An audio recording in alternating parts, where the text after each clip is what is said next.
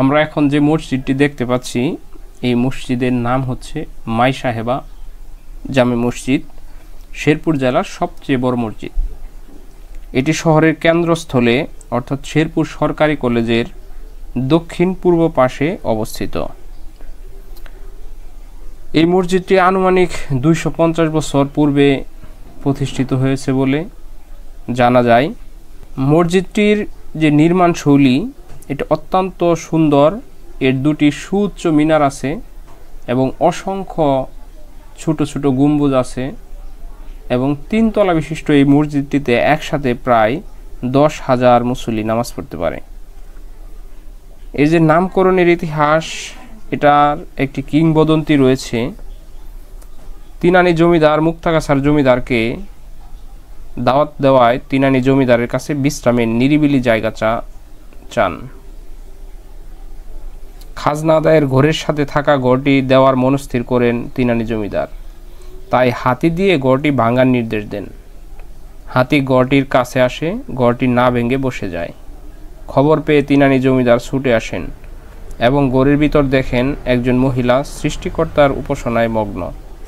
জমিদার ব্যাপারটি বুঝতে পারেন এবং ক্ষমা চেয়ে ফেরত যান।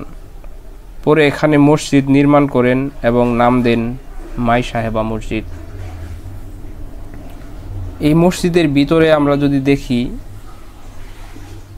আপনাদেরকে দেখানোর চেষ্টা করতেছি যে মসজিদের যে ফ্লোর এটা খুবই চমৎকার পাথরে তৈরি। এটা মার্বেল পাথরের যে বড় খণ্ড, এই খণ্ডগুলি দিয়ে তৈরি।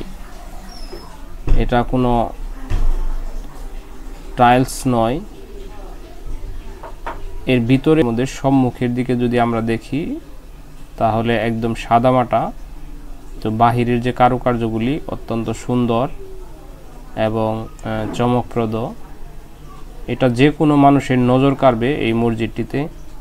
শুক্রবার হলে অনেক দূর দূরান্ত থেকে এই মসজিদে নামাজ আদায় করার জন্য আসেন এবং দেশ বিদেশের অনেক পর্যটক বিভিন্ন সময় এই মসজিদ দেখার জন্য আসেন এবং দর্শন করতে আসে প্রতিদিন অনেক মানুষ। কারণ মসজিদের যে সৌন্দর্য এটা অত্যন্ত আকর্ষণ করে যে কোনো মানুষকে। এবং এই মসজিদের দুটি গেট, এই গেট দুটি যে কোনো মানুষের নজর কাড়বে। অত্যন্ত সুন্দর করে এই গেট দুটি তৈরি করা হয়েছে। প্রধান দুটি ফটক। যারা আমাদের চ্যানেলকে সাবস্ক্রাইব করেন নাই অবশ্যই আমাদের চ্যানেলকে সাবস্ক্রাইব করে দিবেন। আর আপনাদের সামনে আমরা নতুন নতুন ভিডিও নিয়ে অবশ্যই হাজির হব। ধন্যবাদ সবাইকে। আসসালামু আলাইকুম।